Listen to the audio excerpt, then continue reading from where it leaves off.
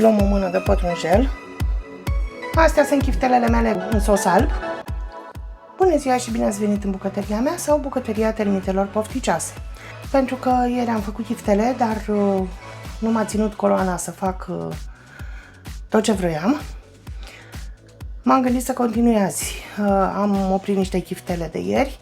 Dacă v-ați uitat ieri, eu am vrut să fac chifteluțe marinate și chifteluțe în sos alb. Cum spuneam, nu m-a ținut coloana, asta e, facem și noi ce putem. Drept pentru care astăzi continuăm cu chifteluțe în sos alb. Pentru asta am pregătit chifteluțele oprite de ieri, smântână de gătit, ceapă, usturoi și unt. Cum vom face? Vom pune untul la topit, vom mărunți foarte bine usturoiul și ceapa. Ce nu v-am spus, eu voi mai adăuga la sos și niște stoc de vită, ăsta îl pun. Deci voi pune și niște stoc de vită. Am cumpărat așa ceva de pe Freshful. L-am mai folosit, este foarte bun. Deci în prima fază ne apucăm de tăiat ceapă, usturoi, să le avem tăiate și untul la topit la foc mic ca să nu-l ardem. Am luat cel mai mic fund posibil pe care l-am în casă, deci o chestie cât palma, aproape. Am făcut comandă de brânză de la Ferma cu omenie. Wow, deci sunt super produsele. Și am primit cadou și o jucărie din asta mică, pe care o folosesc acum în premieră. Deci untul aproape s-a topit. Am tăiat între timp și ceapa și usturoiul și vom face fân de bâc.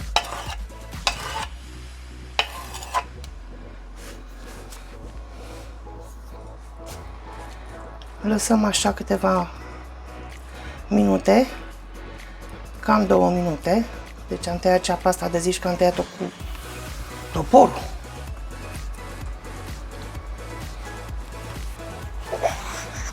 Punem și un pic de sare.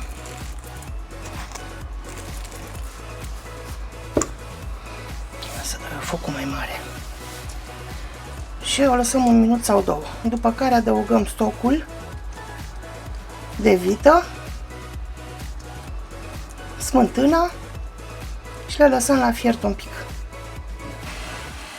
Am lăsat ceapa 2 minute. Voi pune și puțin stoc, apă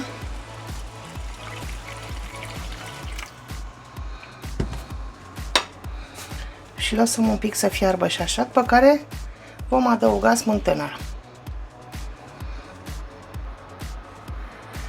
Am lăsat cam 1 minut să fiarbă și adăugăm și smântâna.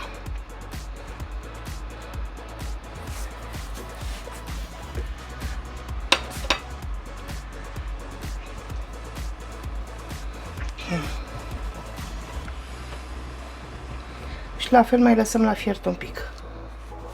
Am lăsat la fiert sosul aproape 5 minute.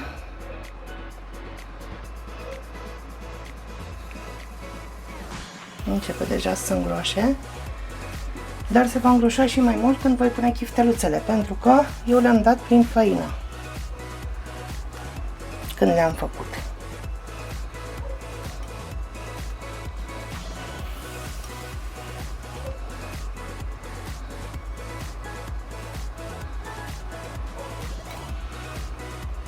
Așa. Am pus chifteluțele. Le facem așa să le îmbrăcăm în sos.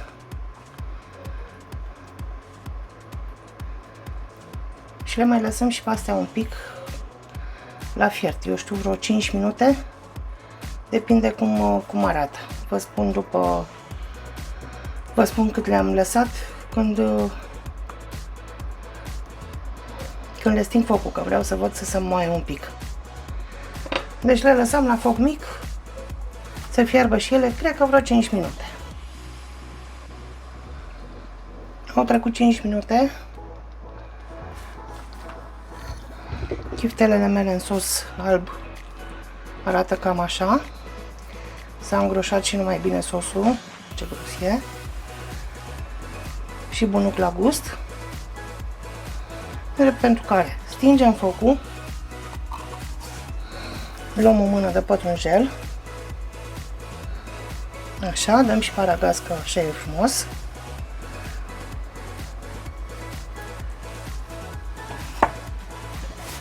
Băgăm un pic și așa. Lăsăm și nebăgat.